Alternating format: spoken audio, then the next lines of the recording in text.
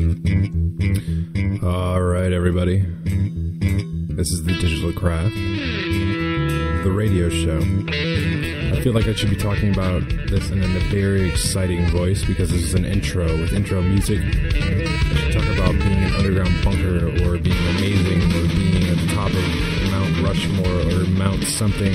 But really, we're just going to do a quick break in the music, and then we're going to come in with a subtle, poorly looped track. This is going to get us a little more comfortable towards the topics we're talking about, which is computers, internet, websites, graphic design, programming, music. And this is the start of the show and the end of the intro. And the end of the intro. Welcome back, everybody. This is the Digital Craft, the radio show, episode 17.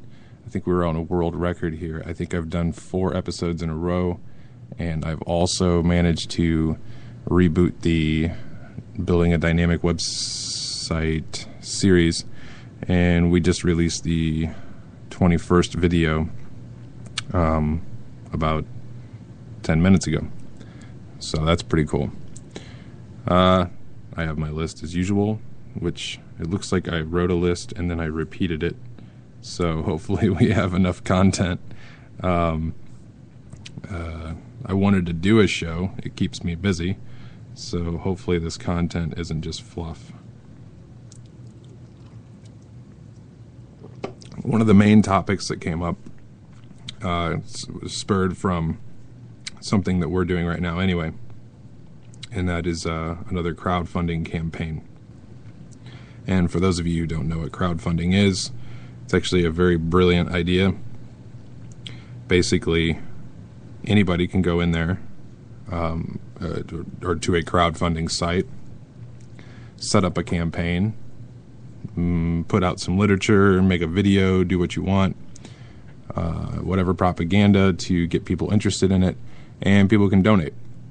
And then, depending on who is hosting or who the host is of the crowdfunding system, they take a certain cut off the top. Usually it isn't too horrendous, and rightfully so. They do some marketing for you, and they house the whole thing for you, so that's cool. Everybody needs to make their money. But it allows you to advertise this and get extra funding for whatever it is you're working on, profit, non-profit, whatever. And people can donate whatever they want. Some of the campaigns or some of the systems, they have certain regulations. There's certain types of campaigns you can do. You can do a fixed campaign,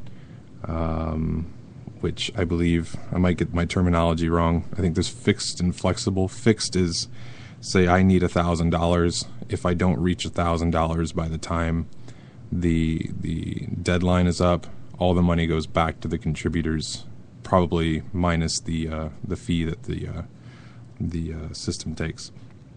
Then there's flexible, where say if I ask for $1,000, I only make $900. I still get that $900. So I wonder how many people actually go with the fixed option, but I'm sure people do.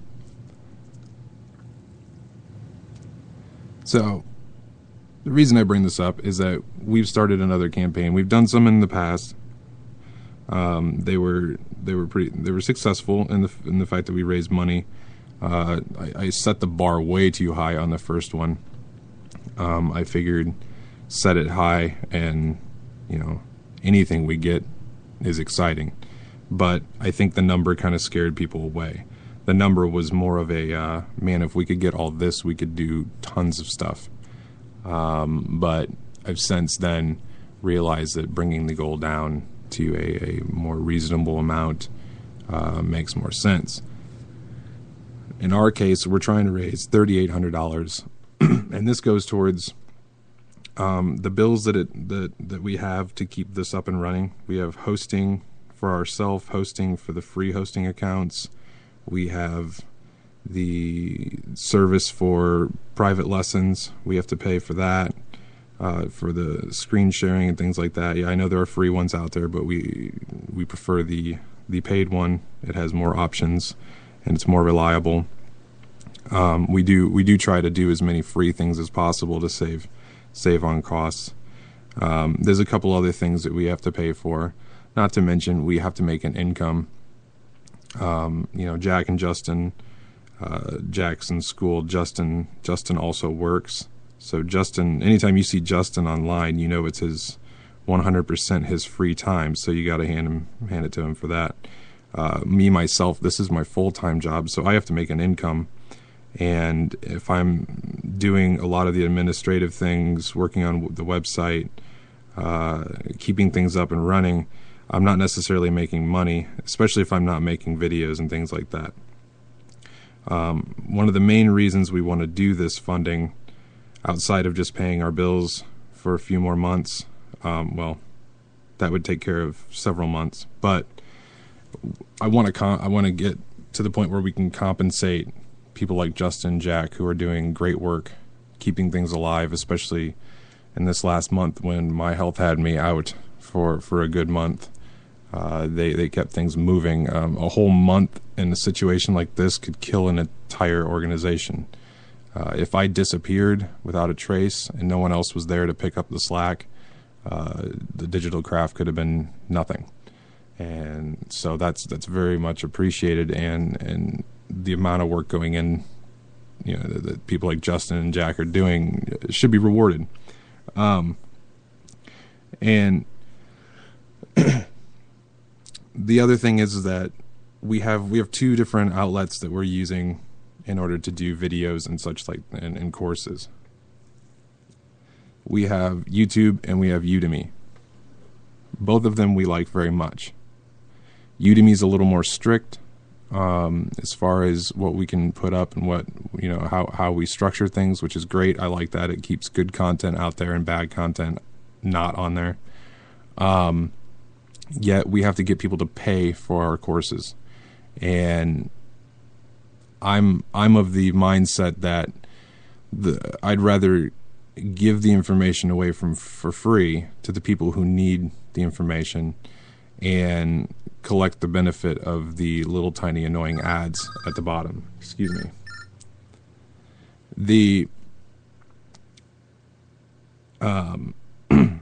Sorry about that. We have a sick kid, so the phone rang. I'm going to have to take that in a second.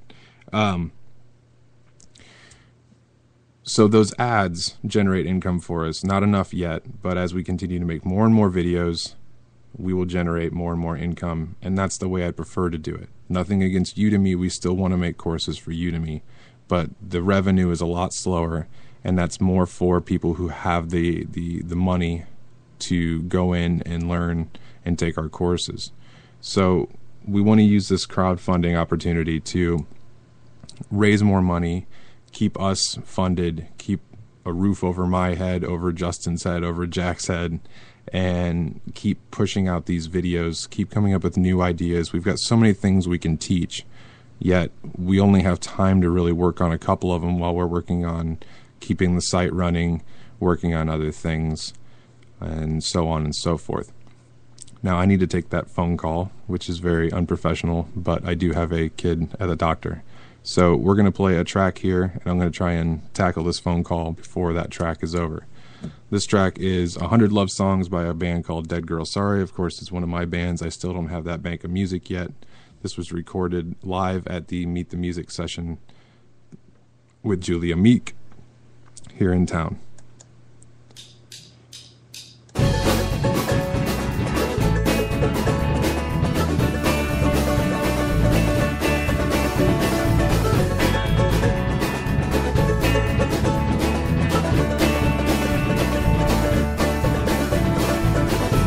I can write 100 love songs, but you would matter much. I can catch you when you're falling down, and when you're broken, be your crush. Say you just don't want me, like you did back then. We said this all around.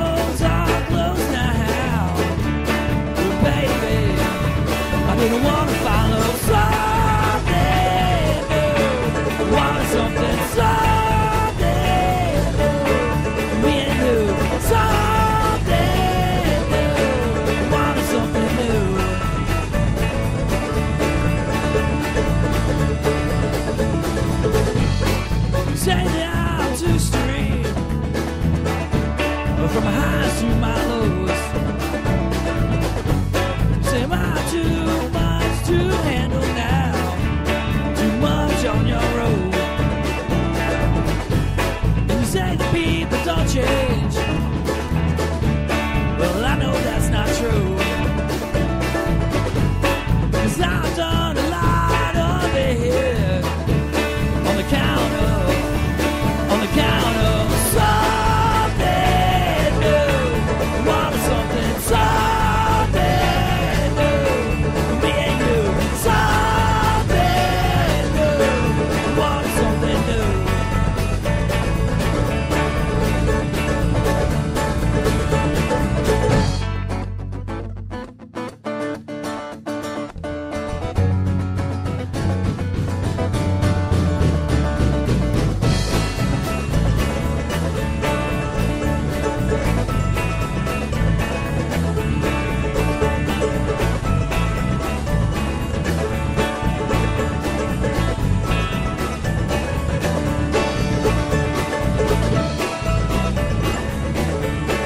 Try something new.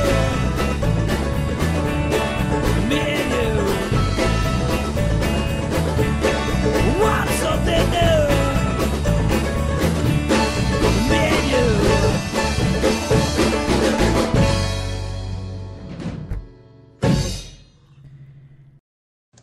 And that was 100 Love Songs by the band Dead Girls. Sorry about that quick break. I had to take a phone call to see how my stepdaughter was doing. She's fine.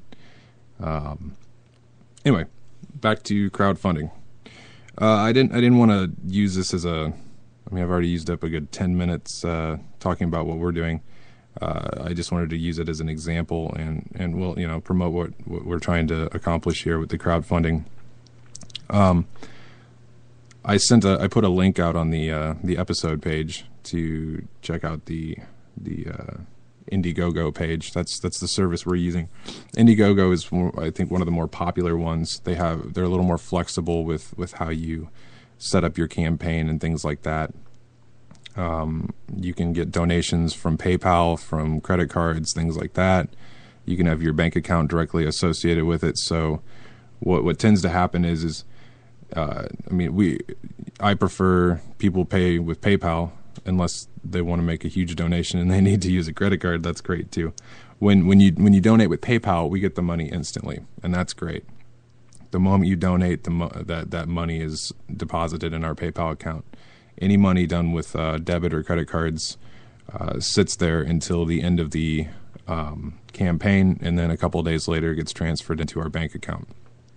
So that's good for you to know too if you wanted to set up something. But there's a couple other services out there. Another one off the top of my head is Kickstarter. I used them once. I liked it, but they're a little more strict. If you don't make the money, if you don't make your goal, you don't receive the funds unless they've changed stuff from the last time I did this. This might have been a year ago now, so that may have changed. I don't want to down Kickstarter. Kickstarter is really cool. Kickstarter is definitely more geared towards ideas, artistic ideas, whether it be a band wanting to record an album and needing the extra funding to do it, somebody who wants to build a satellite to put out in space and needs $300,000 to do it, and some of these things are getting funded. You would not believe. You might think, all right, well, I want to do something cool. I have this great idea, and who in the world is going to give me money for it? It's actually pretty crazy. I mean, you do have a lot of people out there. You think about the amount of people out there that do have this, I won't call it necessarily disposable income, but people unlike me who have money they need to get rid of for, let's just say, tax purposes. They can donate tons of money and write it off as a donation, things like that. Or at least to the best of my knowledge. But I mean, that's where a lot of people are getting this money. So if you have cool ideas, I mean, if you want to make a purple paperclip, I don't know if you're going to get a lot of funding for that. Although I don't know if you need a lot of funding for that. But if you have some great new innovative idea, check out Kickstarter, and Indiegogo works for that too. But Kickstarter is definitely more geared towards the arts and technology and just ideas in general. Again, at least the last time that I was there. But then again, back to Indiegogo.com, which it's indie, not like Indianapolis indie, but indie as in independent, INDIEGOGO.com.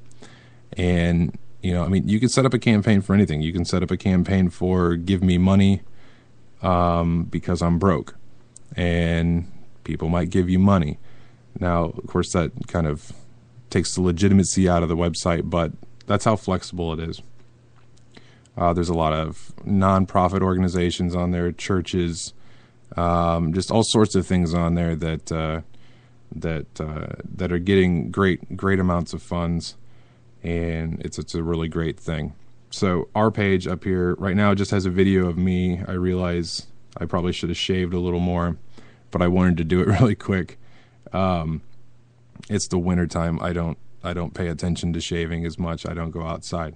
So I apologize for that. Maybe I'll re-record it. But basically just talking about exactly what I just talked about, what we want to do, trying to keep this team aspect going. We want to expand the team. We want to add to the team and get more instructors out there, more people helping us keep things going. I want to start traveling a little more, doing more things outside of my basement, doing some guest lectures at the colleges that I went to, things like that. And in order for me to do that, people have to be here keeping things running, things like that. And the more funding we can get, the more we can get that going. And the funding really is, honestly, none of us involved right now could just walk into a bank and get a loan to start what we're doing, and nor do we want to. That liability that just puts more stress on us. We're just trying to get some money to get us going to the point where we are self-sufficient. Because what we are doing, most of what we're doing is free. We're giving a free service, so hopefully we can get some help with that, and hopefully people see the benefit in that. But anyway, I kind of just wanted to talk about how great those things are. Do check out Indiegogo. Take a look at, when you first go there, you're going to see just a ton of projects, some of which are just, you're going to see dollar figures that are just astronomical. Oops, dropped my pen. But, figures that are way farther than what we're looking for. And just to know what we're looking for, that can be exceeded if necessary. But please, if you can't donate, or if you can only donate $5, $10 or more, whatever, either way, it's appreciated. And if you can't donate, try to spread the word. When you go to our page, you can tweet it, you can Facebook it, you can Google Plus it, you can embed it, you can send it in an email, you can do all sorts of things with it. Any help is much appreciated. The campaign ends on February 28th at midnight. So whatever we can pull in by then is very much appreciated. So when you're setting up one of these campaigns, they usually ask you for, they want, an image to kind of just give a visual representation of what it is, usually just a logo. They prefer you put a video on there. Videos help way more. It's personal. You can sit there and talk about exactly what it is you want. They also allow you to just put an image up if that will suffice, but I think a video is way better. Then you can give a nice, long, detailed description, but I still think that the video is the way to go. Nobody really wants to read, a mile-long description of what you're doing. Then you can set up things like perks. Say I want to set up a fundraising campaign to make a whole bunch of blown glass cups. I almost went in a bad direction there. But so I'm going to make these glass cups, and they're custom, and I need X amount of dollars to do it. Now I can set up a perk, and a perk is when I say, okay, well, if you donate $50 to to the campaign, I will send you one of the cups once they're done. And that's what a perk is. Now, perks can also have, don't have to be physical. Perks can be, if you donate $100, we'll list you on the list of contributors on our website, things like that. Now, I've chosen not to do that in this situation. I might do that later. I might add those perks. I don't know. That really depends on whether people really want to have their name out there or not. I know a lot of people just want to donate and be part of the cause. So, I don't know. I'll take people's feedback on that. But that's kind of that's the gist of it. And then you set up, you have to give out your banking information and your PayPal information, and Indiegogo's secure and all that. Now if they end up not being, don't hold me to that, but I haven't had any issues with them yet. This will be the third campaign with them, and I've not had any issues with security. And that leads into the other portion of the show, which is security. But not security on websites or anything like that, or kind of on the internet. But I want to talk about home security in a way that you may or may not know exists. And we'll do that after our next musical break. So this next track, again, one of my bands. This is That Crafty Devil from Meet the Music. The song is If You Leave.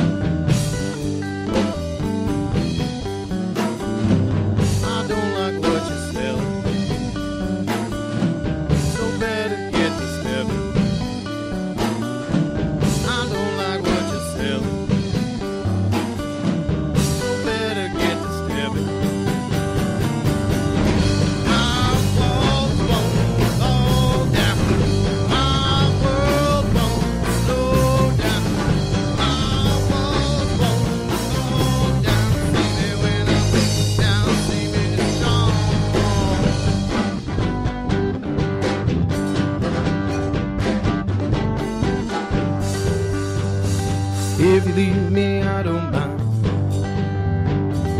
If you stay, I still don't care. After spending time with you, take my chances anywhere. Come on, take a walk with me, and we'll dance upon the graves. If you leave me, I don't mind.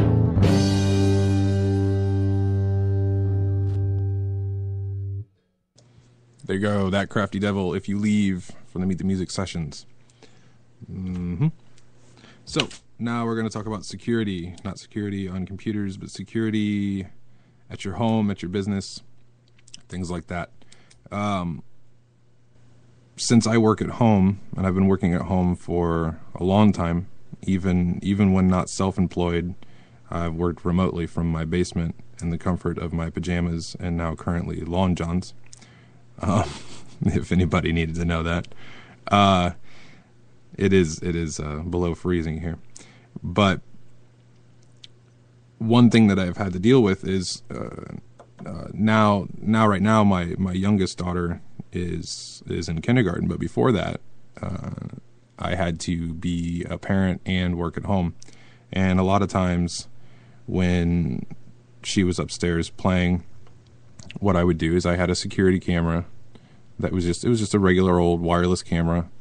And then I had a small little monitor on my desk. It almost looks like one of those newer baby monitors. So I could keep an eye on her while she was playing, things like that. Or if she was sitting in the living room watching TV, I could keep an eye on her. And, also know if she's coming downstairs. If I'm in the middle of a video, I know I can pause the video or the recording without it getting messed up and keep an eye on her. I don't necessarily need those anymore. They're both in school, and by the time they're home from school, they're doing their own thing, and my wife is here, blah, blah, blah. So I don't necessarily need to do that anymore. But as luck would have it, one day I went out shopping, and I had just gotten paid, which is never a good thing when I'm going to like Office Depot or Best Buy or just browsing around. But I had absolutely no idea that it was Black Friday. I mean, I knew that Thanksgiving was the day before, but I just didn't even faze me that it was Black Friday. And sure enough, here are all these deals on gadgets that I must have. And what I found was these IP cameras. And I've been looking at these IP cameras for a long time, but most of them were about $100 a piece at the time that I first saw them. And that's too much for a novelty for me. I didn't necessarily have a use for them. I mean, I knew they would help me. They work out better than the wireless cameras I had before, because those are just regular wireless cameras. They didn't travel over the internet or over the network. But lo and behold, I walk into Office Depot, and sitting there right on a table where it says clearance are 2 IP cameras, and they were less or more than half off from what they used to be. Granted, they were the model that was on its way out, I'm sure, and they didn't have night vision, which is kind of a bummer, but of course I got them, and I love them. It's awesome. And for those of you who don't know what an IP camera is, an IP camera, to put it in layman's terms, everything in your house, if you have a wireless network, everything in your house, should have an IP address assigned to it. It's just a number. It's a string of numbers, something dot, something dot, something dot, something. And this is a unique number that tells the network this is the address of this computer. Same works for devices, your mobile phone, your iPads, your iPods, your this, that, and the others. These all have an IP address assigned to them. So unlike a regular webcam, which is attached to your computer and associated with your computer's IP address, these IP cameras are their own, unique device. They have their own IP address, and they connect to the router as their own individual device. So what you can do is you can set these cameras up, and they're wireless. I mean, of course, they need power, so you have to have, be near an outlet. But you can kind of set them up anywhere in your house relative to where, the range of your wireless router is. But, like, for instance, I have them setting in the front window and in the driveway and other places. We'll just keep it at that so people don't know where I have my cameras and where I don't. But not only can I set these up and have them constantly monitoring what's going on, they're constantly not constantly recording necessarily, but they're constantly looking at what's going on. But then you have interface on your computer that you can pull up and look at them. And since I only have 2 of them plugged in right now, I can pull up on a grid and see both of them at the same time, real time. Not only that, but because I have an Android phone, I can get by the way, these are D-Link is the brand that I bought. They seem to be really big into this right now. I can download the D-Link app, and on my phone, I can view my cameras, not only from my home, but anywhere I'm at. I could be out at my parents' lake cottage. I could be in Florida visiting my daughter. As long as I have an internet connection or service on my phone, I can quickly take a look at what's going on at my house. Not only that, but I can take a snapshot if I see something that is unsavory going on at my home. Not only that, I mean, that also works with your iPod, your iPad, your iPhone. There's apps for that too from D-Link, and you can do the same things. On top of that, there's the ability to set up motion capturing and things like that. So right now I have it set up so that anytime there's any motion detected, I will receive an email with a snapshot of what was detected. Now, I'll admit, when I set up this motion capturing, I didn't realize it was going to snow the next day. And because the sensitivity was too high on the motion capturing, I ended up with hundreds of emails. And I have these images going straight to a server. They go to my server. So my server actually shut down. I used up all the bandwidth I had allocated for that account, and woke up and found out that was down, and that I had an inbox that pretty much pushed everybody who was important all the way down to the bottom, and had to filter through that. So every single little snowflake was marked as a threat.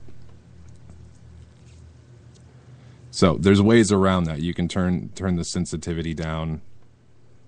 And I mean, because you really don't need the sensitivity up really high. If there's a person moving, it's going to catch it. And what it does is it's looking at pixels. It's looking at the change in pixels. So a large body, not even large, but I mean a human is a large entity.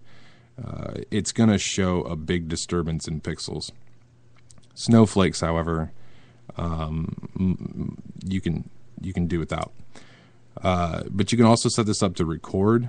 Not only send you a picture, but you can also set up to record and save that on a computer or on a server, so that you can go back and check out what was going on. You can, you set it up to record for 30 seconds, or set it up to record until the motion stops, things like that.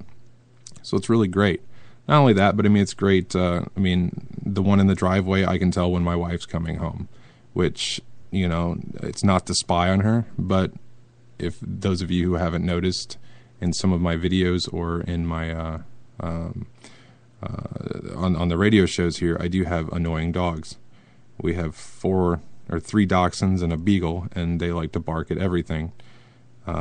So when my wife's pulling in the driveway, I know that all hell's going to break loose upstairs. So it gives me a chance to prepare for that as well.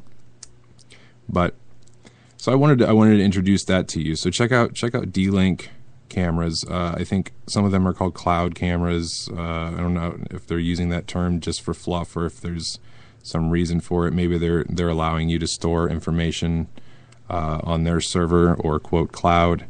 But you can get these cameras anywhere from like $49 to $100 and up.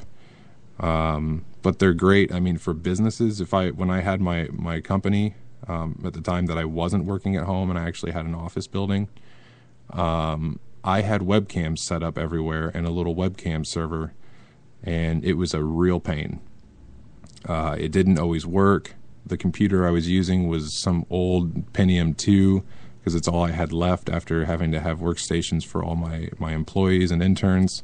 And then I've got, USB extension cords running through the drop ceiling in all these rooms and everything, and it was a mess. So it would have been awesome if I could have just had these cameras that just need to have an outlet and a place to mount them, and I can be watching my office at any given time. And with all the equipment I had in there, it would have been well worth it to catch any perpetrators to come in and take my whiteboards. But so I just wanted to share that with you. Check out D-Link. I think it's dlink.com. But I know you can buy these cameras probably like Office Depot, Office Max, Best Buy, even Walmart I think has them, or whatever the equivalent is in the country or part of the world you're in. They're really cool. Now I will admit they're not the easiest to set up. You can set up the most basic part of it. The console that loads up on your computer is kind of easy to set up. You have to plug them in. You have to plug them in with a Cat5 cable first, a network cable first, to get them kind of initialized. And then once you're done with that and you've set them up, then you can take them and put them around the house. So there's a little bit of setup involved. And if you want to get into the little more intricate stuff, find if you're not savvy on that, find a nephew or one of your family members who's computer savvy and understands networks, and they can help you set up the motion capturing and also if you want to start saving the images like I do on a server. But this is short show today, or kind of short. But I wanted to bring that up again, remind you that we are doing this fundraiser, and it is extremely important. I mean, I won't lie, we're not destitute, but the less we have to worry about the day-to-day bills and things like that while we're working on these videos and working on more content and more opportunities, the easier it is for us to flow and get these things done, and the quicker we can get on our own feet and not have to do these fundraisers anymore. But either way, we really appreciate everybody's help and support. The 7,000+ subscribers on YouTube, the almost 500 friends / likes on Facebook, which I hope we get more over there because that's where we do most of our communication. And we're pretty close to 1.5 million views on YouTube. So we're definitely thrilled about that. So check out the page. I sent the link on the episode page. I'll send the link again on Facebook here later. If you're following the Dynamic series, check out the newest video or videos if you haven't realized that we've kickstarted that again now that I'm getting healthy again and getting back in the game. So thanks a lot. We got one more track for you to end out the show, and this is Kid I Do by the band Dead Girl Sorry. Here we go.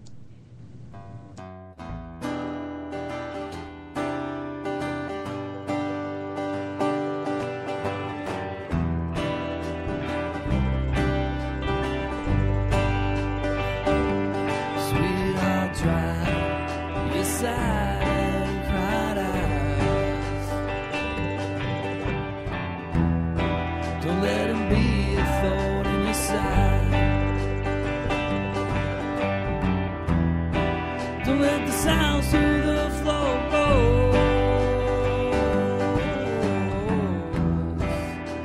creak into your mind.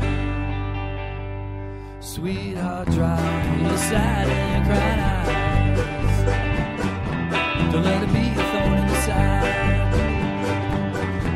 Don't let the sounds through the floorboards creak into your mind. So you have to slam the door, leave the cut right broken on the floor, 'cause if they don't understand you, well, don't worry, kid, I do.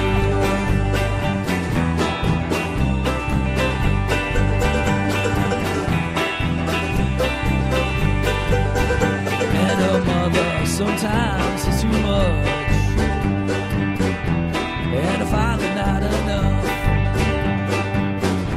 I know sometimes gets hurt, but don't worry, I'm your crush. So you have to just slam the door, leave the cut right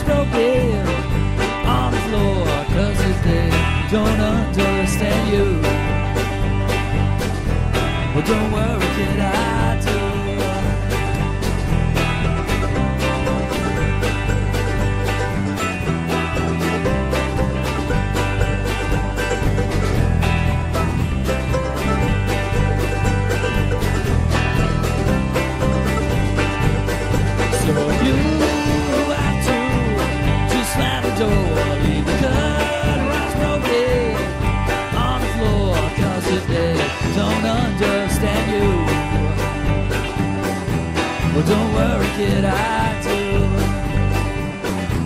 Well, don't worry, kid, I do.